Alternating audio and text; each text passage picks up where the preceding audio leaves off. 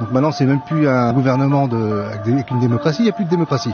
Et là, tout est bloqué depuis une semaine. Tout est fermé, il n'y a plus aucun camion qui sort. La seule réponse qu'on peut leur apporter, c'est le rapport de force massif. On va crever au boulot. C'est peut-être ce que cherche le gouvernement, remarquez. Moi je trouve que ces paroles, elles sont très inquiétantes. C'est très grave de dire ça. Et ceux qui disent le contraire, ils ont qu'à venir faire le boulot. Hier, j'ai regardé un reportage sur mai 68 et je vous avoue que là, je suis chaud bouillant pour continuer.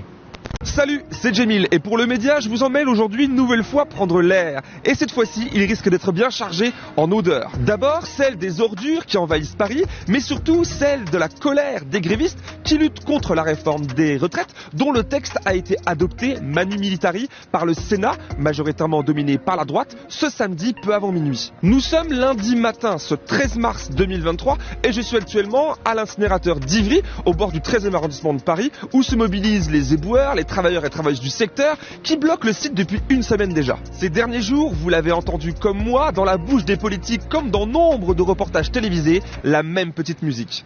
Des poubelles qui jonchent les rues de Paris et qui s'entassent sur les trottoirs sous le regard désabusé des riverains. Ici, il y a Marguerite, qui est une touriste américaine qui vient du New Jersey. Les éboueurs de la ville de Paris sont en grève contre la réforme des retraites. Insupportable pour un pays comme le nôtre. Il suffit d'aller derrière, c'est envahidral. Alors j'ai une phobie totale. L'image de Paris, c'est une honte. On ne peut pas laisser croître des montagnes d'ordures dans les rues de la capitale. Toute la merde là, qu'il y a derrière, parce qu'il y a une grève qui s'est organisée. On en a un peu ras-le-bol, effectivement, nous les commerçants, d'être pris systématiquement en otage.